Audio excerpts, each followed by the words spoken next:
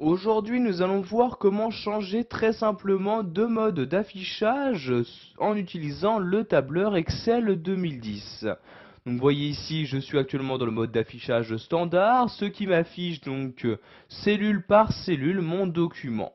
Donc, si vous souhaitez créer un document que vous souhaitez par la suite imprimer, il est mieux d'utiliser le mode d'affichage mise en page. Donc, pour l'activer ce mode d'affichage, je peux par exemple me rendre dans la barre d'état du logiciel et cliquer ici sur ce deuxième icône, vous voyez le mode mise en page.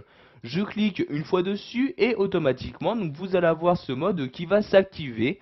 Donc dans ce mode, vous avez la possibilité donc de voir les en-têtes et pieds de page, mais également donc à quel endroit sera coupé les différents tableaux que vous avez créés. Donc vous voyez ici, j'ai par exemple une coupure entre la colonne département et la colonne région. Donc ici, je peux également donc, gérer cette coupure en utilisant les sauts de page. C'est pourquoi un mode d'affichage spécial a été conçu donc, pour pouvoir modifier ces sauts de page. Donc pour activer ce mode d'affichage, je clique ici sur le troisième icône. Donc vous voyez aperçu des sauts de page. Je clique dessus et dans ce mode d'affichage, je vais pouvoir gérer donc les sauts de page.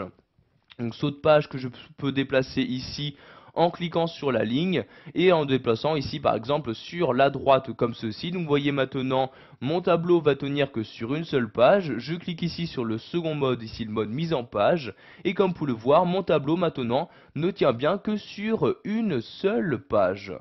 Donc pour afficher maintenant tous les autres modes d'affichage de votre document, vous vous rendez en haut dans le ruban Office et cliquez ici sur l'onglet Affichage. Une fois dans cet onglet, vous allez avoir à gauche donc les différents modes d'affichage que nous avons déjà vus.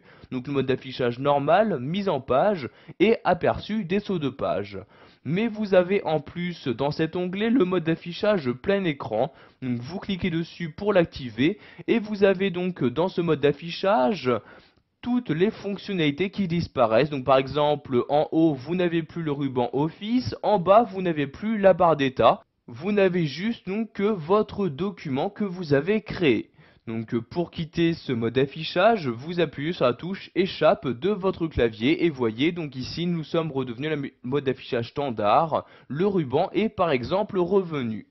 Nous allons maintenant voir qu'il est possible d'afficher ou de masquer certaines fonctionnalités, comme par exemple la règle qui apparaît ici par défaut en haut et à gauche de votre document. Si vous souhaitez masquer cette règle, vous restez ici dans l'onglet affichage et vous allez tout simplement décocher la case règle comme ceci. Donc vous voyez, je la décoche et la règle disparaît bien de ma fenêtre. Donc vous pouvez faire ceci par exemple pour ne pas afficher le quadrillage, je décoche la case et le quadrillage n'apparaît maintenant plus dans mon document. Donc de même ici pour la barre de formule, donc il s'agit de cette barre là où vous pouvez insérer très rapidement une formule. Pour ne pas donc l'afficher, vous la décochez tout simplement comme ceci.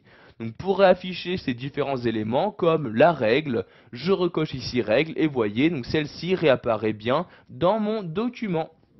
Voilà, vous savez maintenant quels sont les différents modes d'affichage proposés par Excel 2010.